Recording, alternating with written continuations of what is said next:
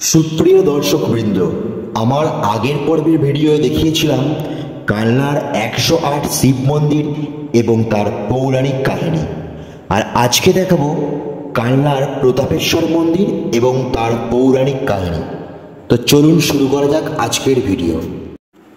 অম্বিকা কালনার রাজবাড়ি মন্দির চত্বরে ঢুকে বাঁদিকে কামান পেরিয়ে একটু এগোলেই প্রথমেই পড়বে টেরাকোটা কারুকার্য মণ্ডিত প্রতাপেশ্বর দেউল মন্দির।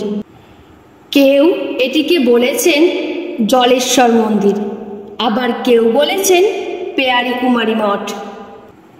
প্রতাপেশ্বর দেউল 1771 শকাব্দে বা 1849 খ্রিস্টাব্দে রাজা প্রতাপচাঁদের জ্যেষ্ঠা মহিষী পেয়ারি কুমারী দেবী স্বামীর অন্তর্ধানে শোকাহত হয়ে তার স্মৃতির উদ্দেশ্যে উড়িষ্যা রীতির এই শিখর মন্দিরটি নির্মাণ করেন।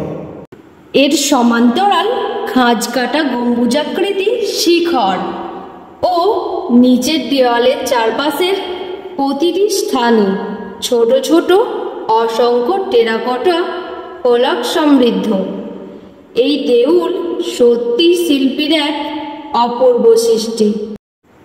এই মন্দিরে স্থাপিত ছিলেন বাঁকুড়া জেলার সোনামুখীর মন্দির সূত্রধর রামহরি মিস্ত্রি।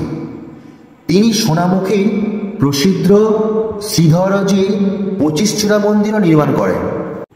মন্দিরে প্রবেশ পথের মাথায় রয়েছে রাম সীতার অভিষেক, নিচে বাদ্যবন্দনা, উত্তর দিকের কৃত্রিম দ্বারের মাথায় আছে লঙ্কা যুদ্ধ।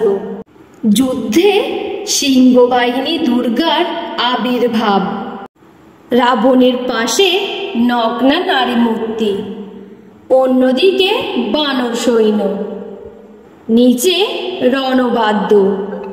পশ্চিম দিকে কৃত্রিম দ্বারের মাথায় রয়েছে কীর্তন দল সহ গৌড় নিতাই মূর্তি, আর দক্ষিণ দিকে রয়েছে রাধা কৃষ্ণ ও ললিতা বিশাখা।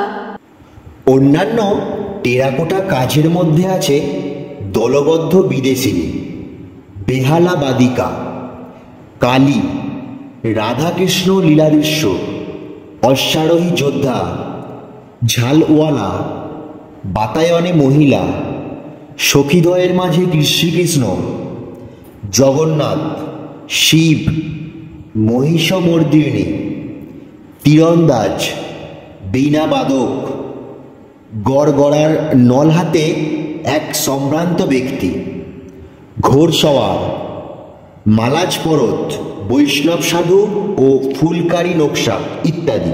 এই ছিল আজকের ভিডিও।